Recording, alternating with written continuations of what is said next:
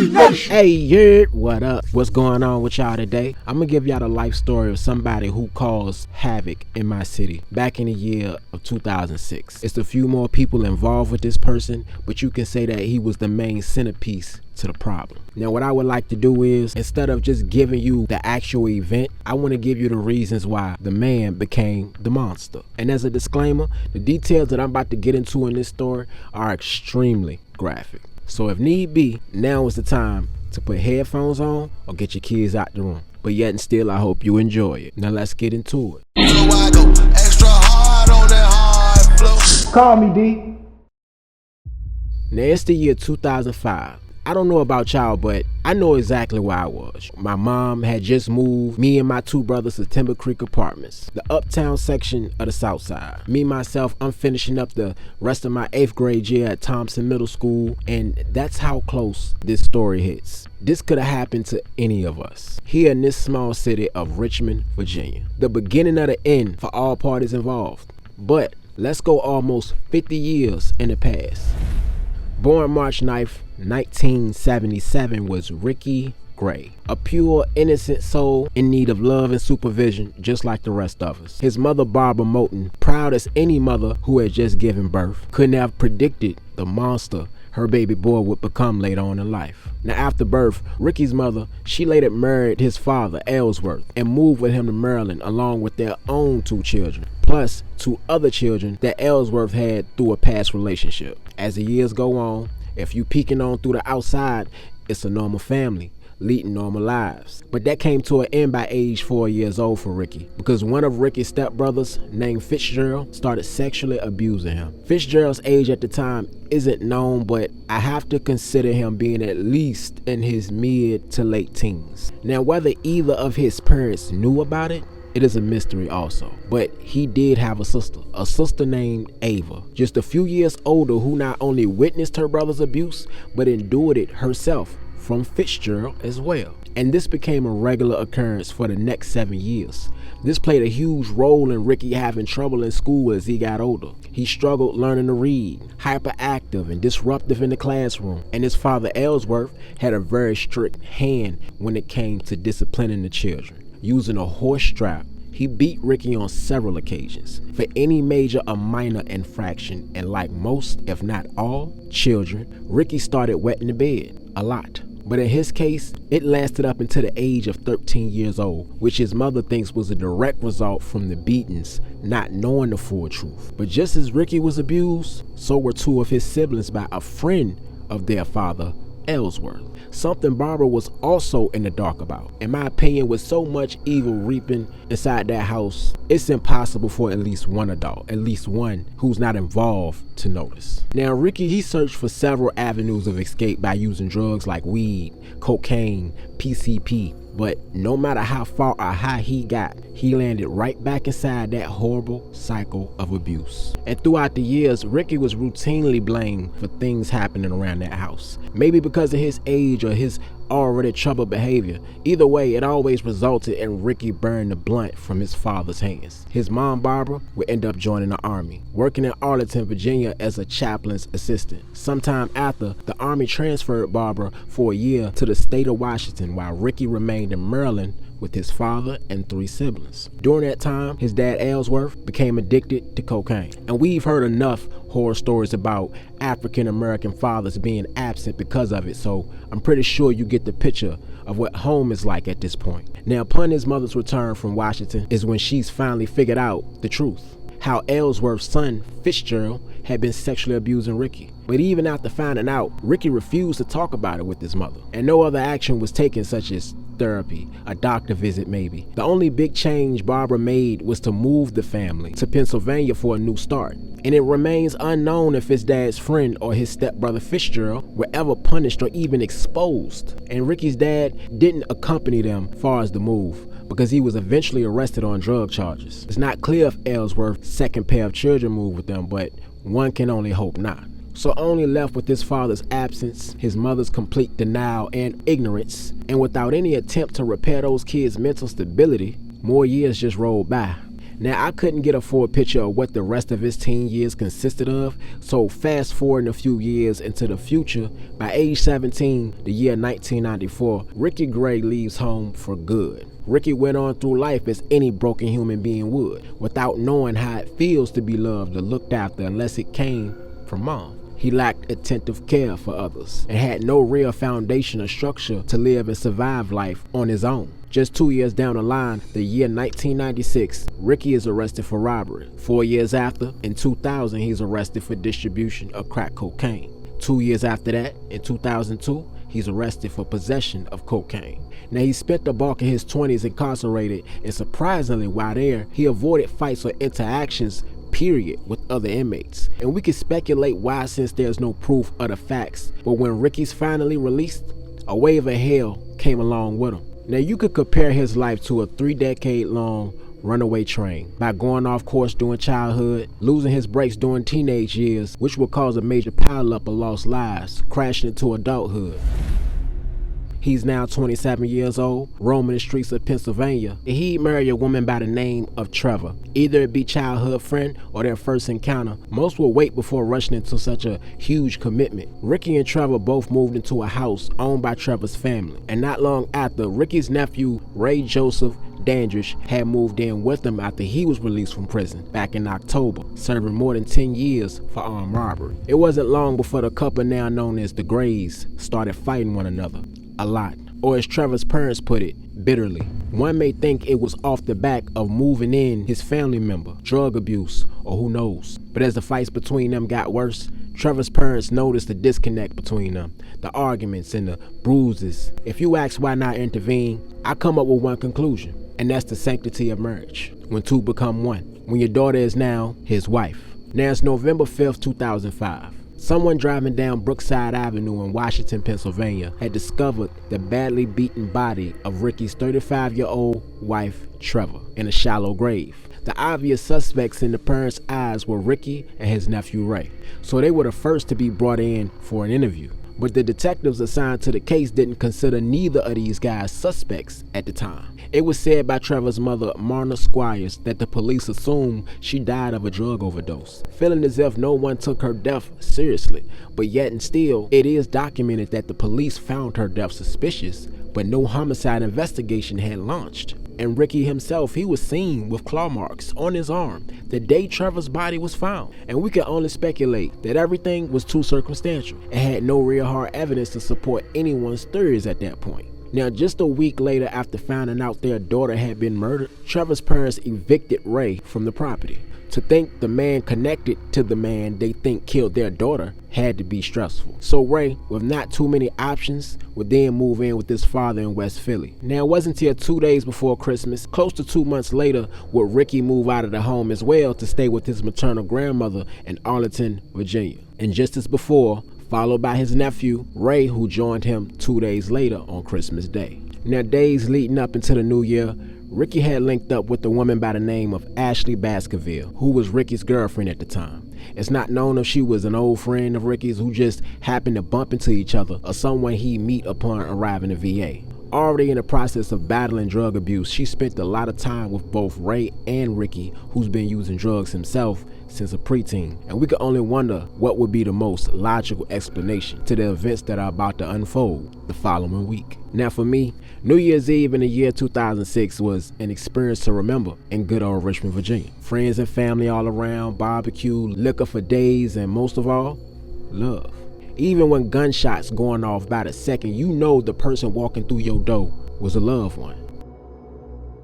It's New Year's Eve, and we're in the middle of Arlington, Virginia, the very place that the Pentagon is located, a place possessing a cemetery that honors service members from all major wars in American history, a place where if you were to call home, it'll be home forever, a home 26-year-old Ryan Carey had the joy of coming up in. This night, Ryan stood in front of his parents' home on the 5100 block of North 25th Street, when out of nowhere, he's attacked by two men. It's not clear if this encounter was attempted robbery or provoked fight, or just being in the wrong place at the wrong time. Either way, Ryan was nearly killed while trying to enjoy himself bringing in the New Year's. He received a severe beating, followed by stab wounds to the chest, neck, and arm. He would have to spend the next 2 weeks in a coma. And upon waking up, he's hit with the news of him permanently losing the use of his right arm. But in the grand scheme of things, Ryan was happy and highly thankful to be alive. But even through all of that, he still could identify the two men who did it. So with both guys in the win, Ryan wouldn't see their faces again until they were tried in court a little over a month later down the line. Just hours later, it's the morning of January 1st, 2006. Ricky, Ray, and Ashley rode around the streets of Richmond inside of a van that belonged to Ricky, looking for a house to rob. So riding along this suburban street, both Ricky and Ray spots the open door, which was the home of the Harveys. Okay, we're here with Johnny Hott and Brian Harvey, the entire makeup of the House of Freaks. Welcome. Thanks for coming. You came. We didn't come. This is our record company. Were you worried that you might not be received as well as... The father, Brian Harvey, was a part of a two-man band called House of Freaks, formed in Richmond, Virginia in the mid-1980s. Brian Harvey played guitar and sang while his bandmate Johnny Hott played percussion. The Freaks sound was a combination of folk, rock, and drew heavily from the blues and primitive Americana music. They focused on more personal topics like independent bands not getting their just due, his sex life, and he would actually end up meeting the woman who would become his wife on a song titled I Got Happy. But moreover, their lyrics focused on race, religion, and life in the South. Critically, we were received well, but in terms of public awareness of the band, not too many people knew about us. So, it's a combination of a lot of different things. Critics will love your first album because there's nothing to compare it to. This one now they're comparing it to what we did on the last one, but we don't really care. But on this day, after Brian performed with his most recent band, NIG Crisis, he and the rest of the Harveys were now preparing for a New Year's Day party, and our almost perfect day was about to take the darkest turn you can think of after Ricky and Ray spotted that open door to their home. Neither of them wasted no time entering the house, forcing Catherine, his wife, and their 4-year-old daughter to the basement of their home. Brian and Catherine also had an older daughter named Stella, who was 9 years old but wasn't home when Ricky and Ray arrived. So now in the basement, Ricky, he assured all of them that they're gonna leave after taking what they wanted from home. And shortly after, Ricky, he used an electrical cord, tied it around Brian's wrist, behind his back, and bound his ankles together. Now you can only imagine the fear that this father must have felt, the helplessness. If it's one thing us fathers will do until our dying breath is protect the ones that we love. So to have that option stripped away in real time had to be enough torture in itself. So they were kind of holding on to some sense of relief, knowing that these guys only wanted to rob the place and not hurt them. But things took a dark turn before Ricky and Ray could start searching the home. There was noises coming from the main level of the home, and it was a woman named Kirsten Parkinson. I hope I'm saying her name right. And she was a family friend of the Harveys. She came by to drop off their daughter Stella along with her own daughter named Grace, and they was coming from a slumber party the previous night. So they hearing all this commotion. Catherine tried explaining the situation to Ricky. Like, hey, that's my daughter, she just came from a slumber party, that whole thing. Now he's thinking it would be smarter for her to go up while the family friend was still inside. He gave Catherine permission to bring Stella down into the basement with the rest of the family. Kirsten could hear Catherine's footsteps coming up from the basement staircase, and upon reaching up to the top, Kirsten, she expected that friendly face that she was always greeted with, but this time it was replaced with that pale, frozen look, almost as if she was sick or about to throw up. After requesting her daughter to go into the basement, Grace tried trailing behind, but Catherine blocked her path, explaining how bad she felt that day, all while being terrified behind every word she spoke. Kirsten, not knowing the horror that awaited Catherine and the rest of the Harveys, she wishes her to feel better before leaving the home with her daughter. Now, it'll be a bit insensitive to say what she should have done or what you would do, because unless you face danger up close like this while the lives of your loved ones hang in the balance, there's a good chance of you doing the exact same. Now sure, give her a signal, mouth the words 911 or police, maybe, but in the mind of a terrified mother and wife where one move could possibly have one of her children hurt, she most likely saw no choice but to comply. So arriving back into the basement, Ricky bounded the hands and feet of all the Harvey members and placed clear packaging tape over their mouths. while still showing them that everything was okay. Now they finally had a window to start collecting things throughout the house, but Kirsten stopping by caught these guys off guard. While Ray rummaging through the home, Ricky watched over the Harveys. But by now, he was a little more on edge, paranoid. That visit really spooked him out. So now, not as calm as he was before, he's not thinking clearly. Top that off with binging the past 2 days, and you got a recipe for disaster. Catherine, she tried to comfort her daughters who was crying, and it kind of motivated her to almost rush them out of the house, telling Ricky they should just take what they wanted and leave, like just go. Now it's not known if that statement angered Ricky, scared him, or maybe the children cries got the best of him. But immediately after her saying this, Ricky grabbed a razor blade. Against his own words not too long ago, he sliced the mother's throat in front of the rest of them, Brian having to watch as he did the same to his daughters. And then finally Brian himself. Ricky stood over the family, afraid. Why was he afraid? It was because they were still alive, watching them move around on the floor. So he scanned around the room, spotted a claw hammer, and without a second guess, he repeatedly beat each member over their heads until they were completely still. By then, Ray comes back into the basement with everything that he took, so on the way out the door, they go. But before, they tipped over an art easel, poured wine over top of it, and lit the easel on fire with intentions on destroying the crime scene. Ricky and Ray fled the home with the items they stole, linking back up with Ashley Baskerville, who waited inside that van. Now, Brian's longtime family friend and bandmate, Johnny Hott, had arrived at the Harvey's home for a New Year's Day party that was supposed to start at 1:45 p.m. And by that time, he would notice the smoke coming from the house. So rushing over to a nearby neighbor's home, he calls 911. Sometime after, the fire officials launched a search and rescue mission inside the Harvey's home.